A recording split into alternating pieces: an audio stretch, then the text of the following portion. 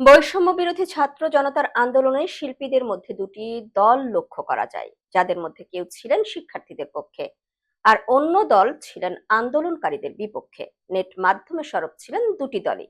এদের মধ্যে একটি দলের নেতৃত্বে ছিলেন ঢাকা 10 আসনের সাবেক সংসদ সদস্য ও চিত্রনায়ক ফেরদৌস আহমেদ, সাবেক তথ্য প্রতিমন্ত্রী মোহাম্মদ এ আরাফাত ও চিত্রনায়ক রিয়াজ। ওই গ্রুপের বাকি সদস্যদের মধ্যে ছিলেন অভিনেত্রী শামীমা তুষ্টি, তানভীর সুইটি, সোহানা সাবা, অরুণা বিশ্বাস, অভিনেতা সাজু খাদেম সহ আরো অনেকেই।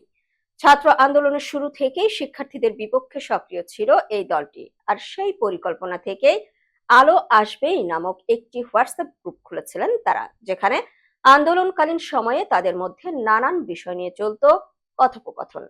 সম্প্রতি সামাজিক যোগাযোগ মাধ্যমে আলো আসবেই নামক সেই হোয়াটসঅ্যাপ গ্রুপের বেশ কিছু স্ক্রিনশট ফাঁস হয়েছে। বিস্তারিত জুনায়েদ আহমেদ সৈকতের ডেস্ক রিপোর্টে। সামাজিক যোগাযোগ মাধ্যমে আলো আসবে নামক সেই হোয়াটসঅ্যাপ গ্রুপের বেশ কিছু স্ক্রিনশট ফাঁস হয়েছে, যেখানে দেখা গেছে আন্দোলন চলাকালীন ছাত্রদের নিয়ে বিভিন্ন পরিকল্পনার কথা বলছেন সবিজেরই কয়েকজন।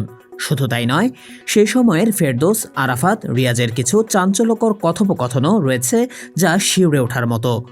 এর মধ্যে একজনকে আন্দোলনে ছাত্রদের ওপর গরম পানি ঢেলে দেওয়ার মতো ভয়ঙ্কর কথা বলতেও শোনা যায়। স্ক্রিনশটগুলো ফাঁস হওয়ার পর থেকেই বিষয়টি নিয়ে রীতিমতো ঝড় উঠেছে নেট দুনিয়ায়। অভিনয় শিল্পী থেকে শুরু করে নির্মাতারাও এ ঘটনায় আওয়াজ তুলেছেন, পাশাপাশি শাস্তির দাবিও জানিয়েছেন তারা। এতে অভিনেত্রী অরুণা বিশ্বাস, সোহানা সাবাকে ছাত্র আন্দোলনের বিপক্ষে দেখা যায়। যেভাবেই হোক শিক্ষার্থীদের আন্দোলন থামার পক্ষে মতামত দেন তারা। আবার অরুণা বিশ্বাস পরামর্শ দেন শিক্ষার্থীদের ওপর গরম পানি ঢালার।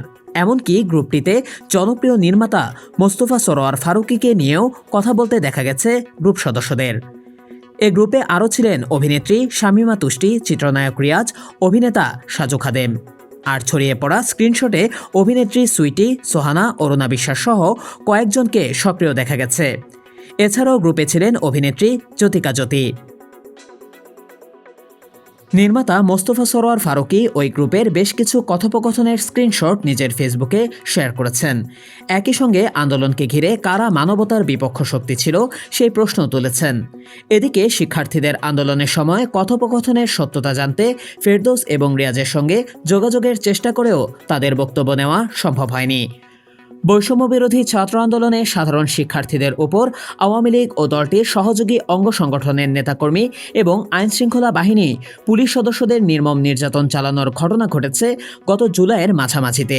শিক্ষার্থীদের উপর দফায় দফায় হামলা চালানো সহ পরিস্থিতি নিয়ন্ত্রণে গুলি ছোড়াও হয়েছে।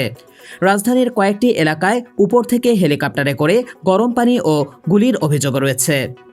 এসব হামলা ও গুলিতে কয়েক শতাধিক শিক্ষার্থী ও জনতার মৃত্যু হয়েছে।